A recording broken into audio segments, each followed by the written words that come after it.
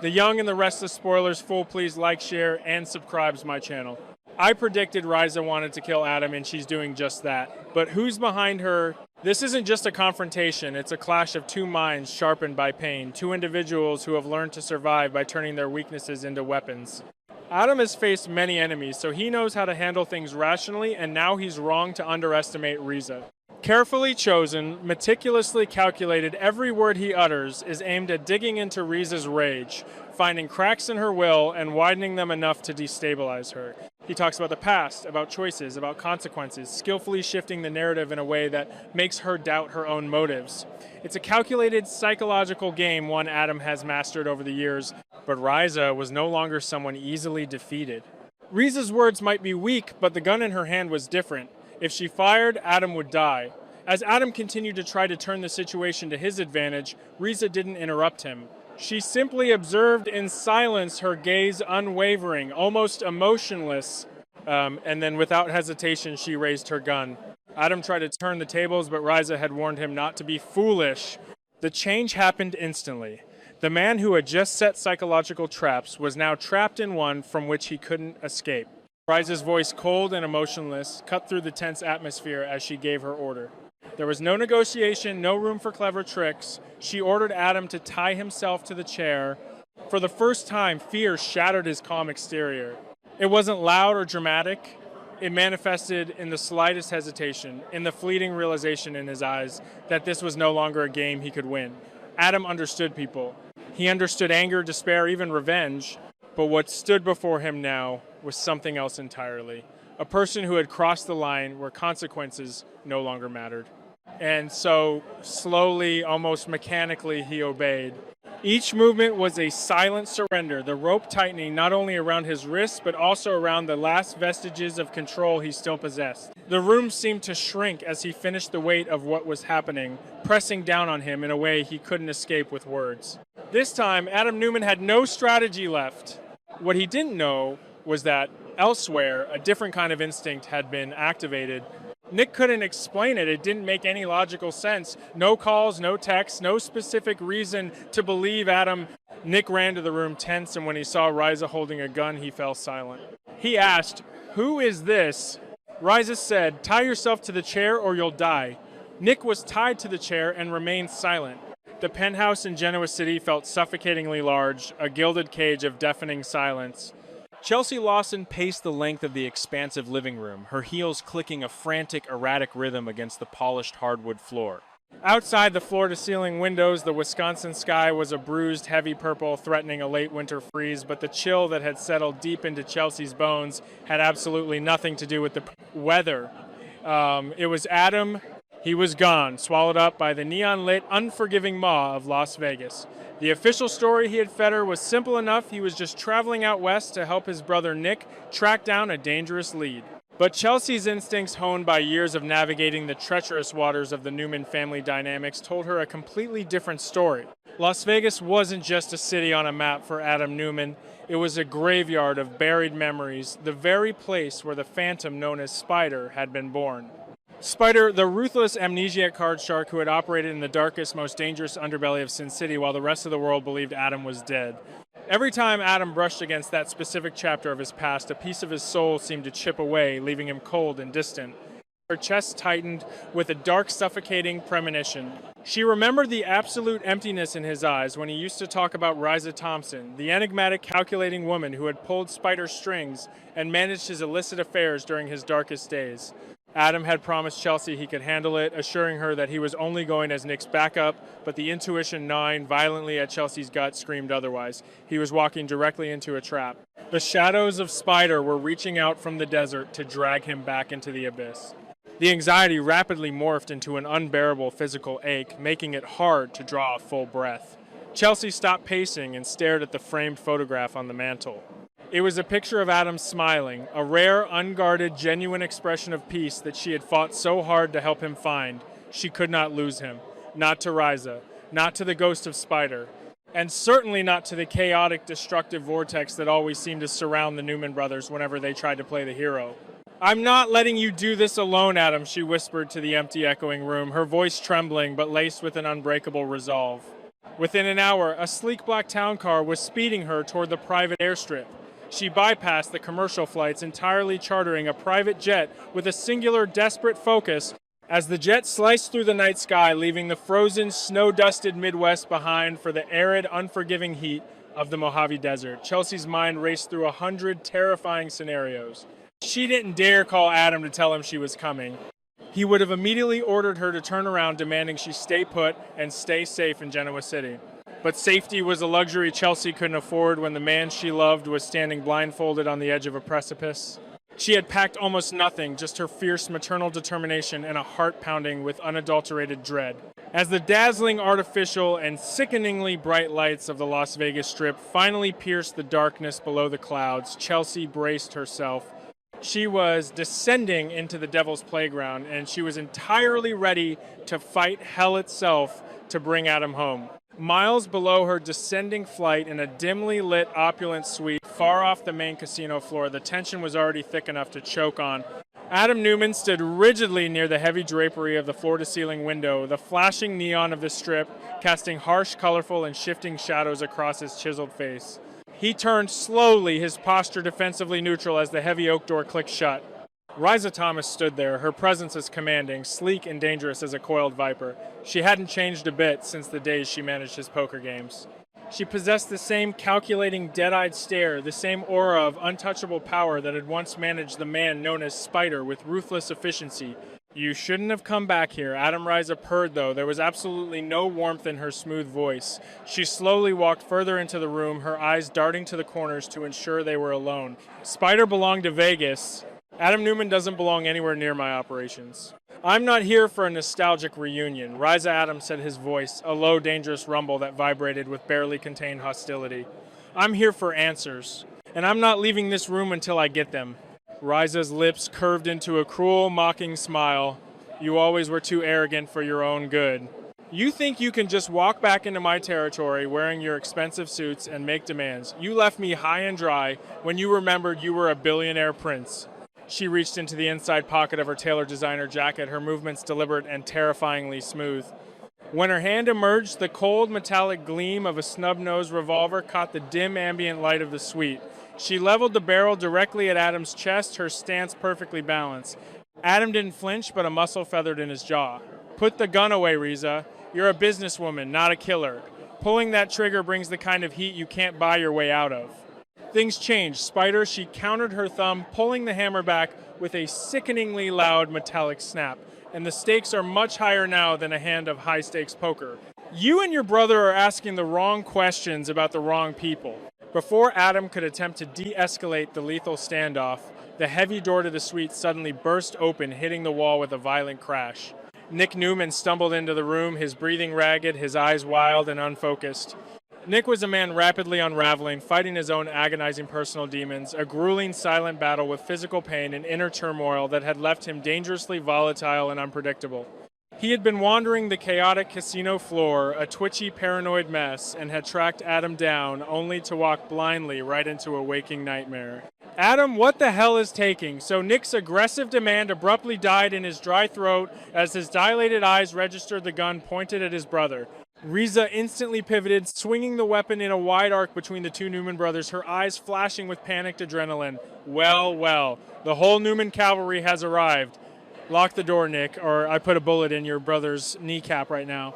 Nick's hands trembled violently, cold sweat beading on his forehead. His mind, clouded by his recent personal struggles, fought sluggishly to process the immediate lethal threat standing before him.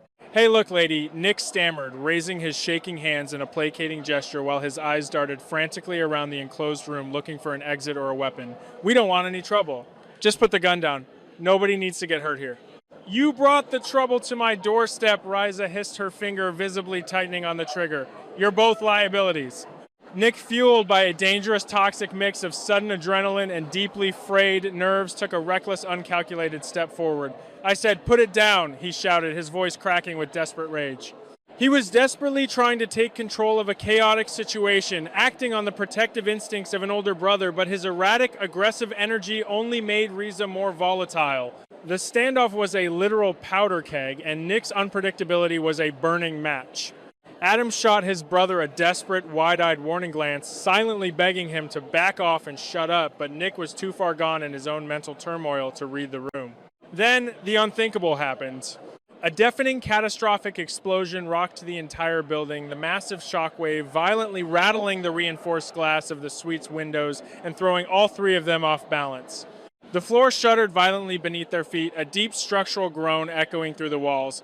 Out in the hallway, a fierce electrical fire, sparked by a catastrophic failure in the hotel's aging wiring grid, erupted with terrifying explosive speed. Within seconds, thick, acrid black smoke began to pour through the ventilation shafts and seep under the warped door frame. "What the hell was that?" Riza yelled momentarily, distracted, her gun wavering as she looked toward the door. Flames began to lick at the wooden doorway, the varnish blistering and blackening in mere moments. The hotel's fire alarm began to shriek, a piercing mechanical wail that added a layer of sensory torture to the sudden absolute chaos. The temperature in the enclosed suite spiked dramatically, the air instantly becoming heavy and difficult to breathe.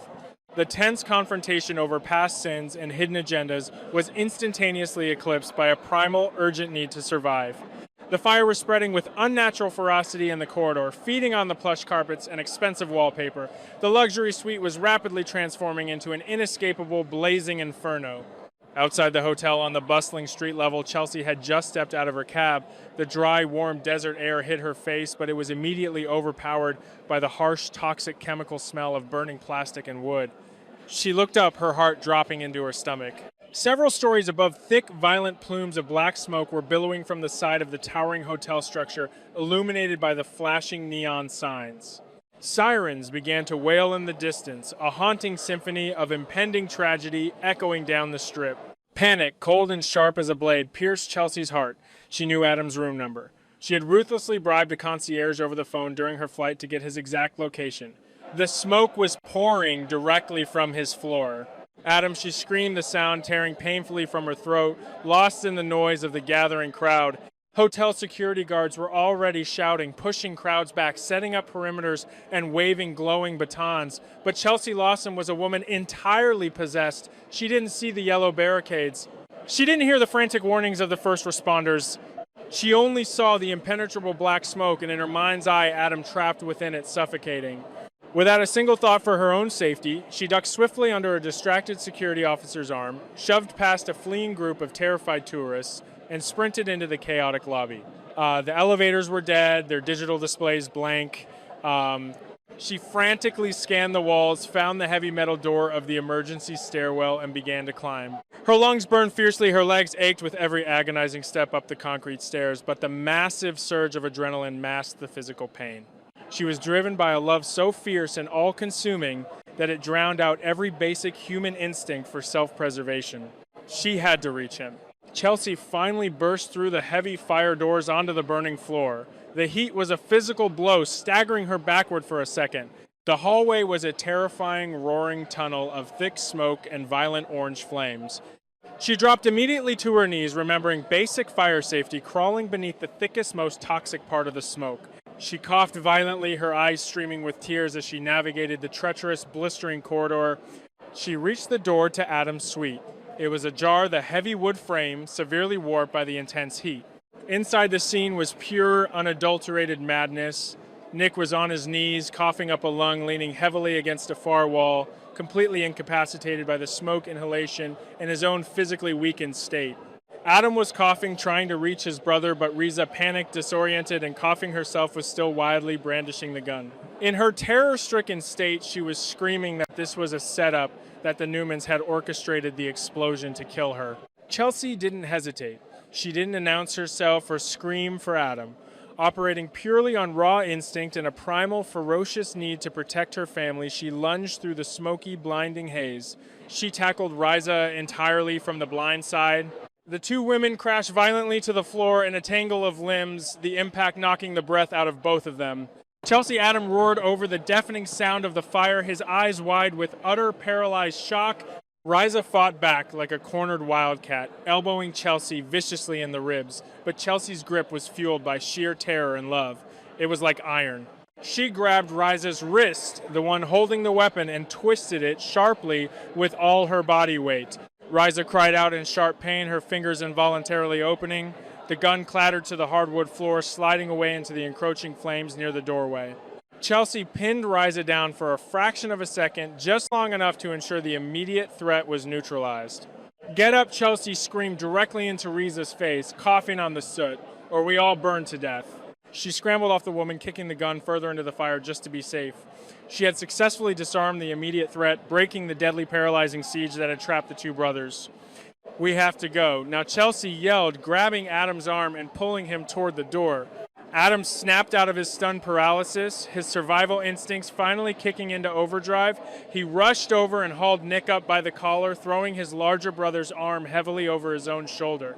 Riza, coughing and hacking desperate gasps, didn't wait for them.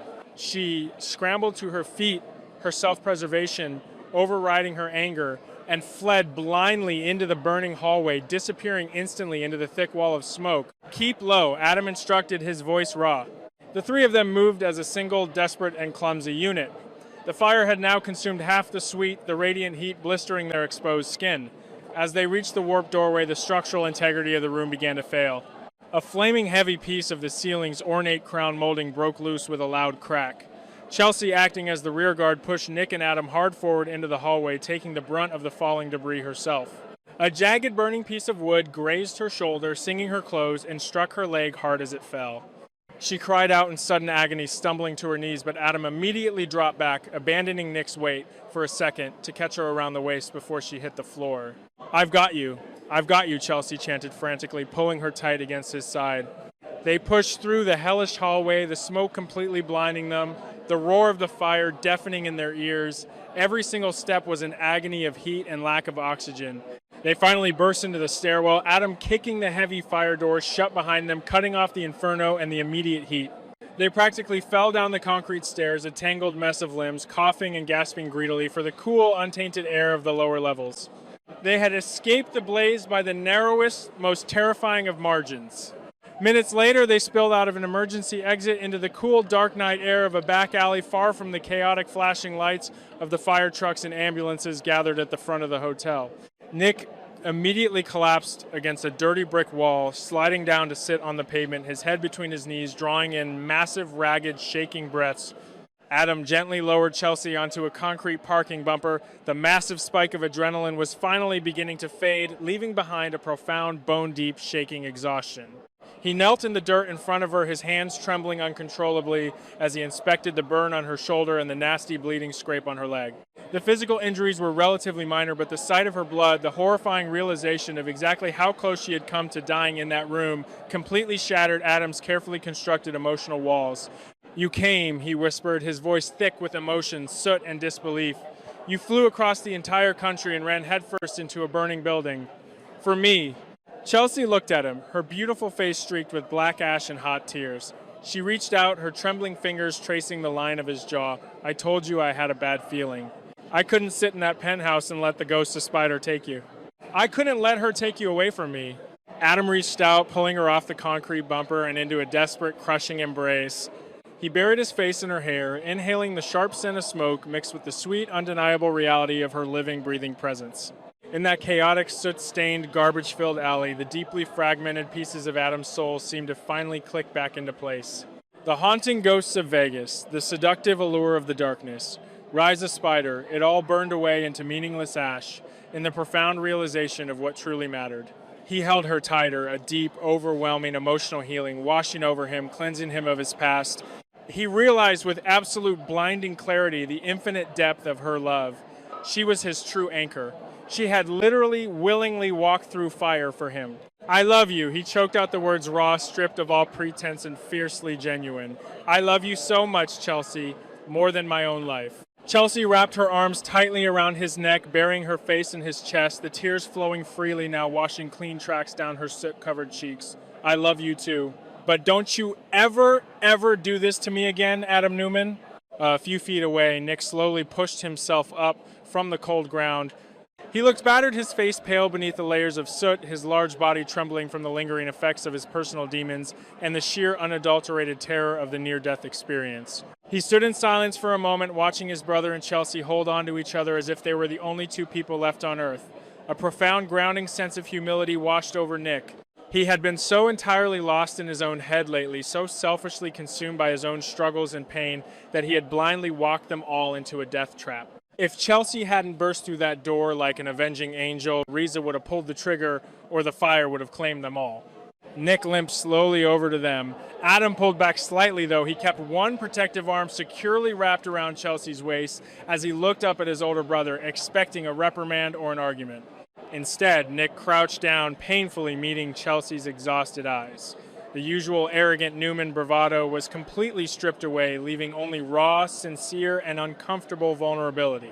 Chelsea, Nick began, his voice incredibly raspy from the smoke inhalation. He swallowed hard, visibly struggling to find the words that could adequately encompass the sheer magnitude of what had just transpired. I was completely out of my mind up there. I couldn't protect him. Hell, I couldn't even protect myself. He reached out gently, almost reverently, squeezing her uninjured shoulder. You didn't just save Adam tonight. You saved me too. You saved both of our lives in that room. I will never, ever forget this. I owe you a debt I can never repay. Thank you. Chelsea offered a tired, genuine smile, the fierce adrenaline finally giving way to a soft, familial warmth. She reached up to cover Nick's large, soot-stained hand with her own. Your family, Nick. Despite everything, we look out for each other. As the distant sirens continued to wail into the endless Las Vegas night, the three of them sat together in the shadows of the alley. The immediate danger had passed, the flames were behind them, and in the terrifying aftermath of the destruction, an unbreakable lifelong bond had been forged in the fire.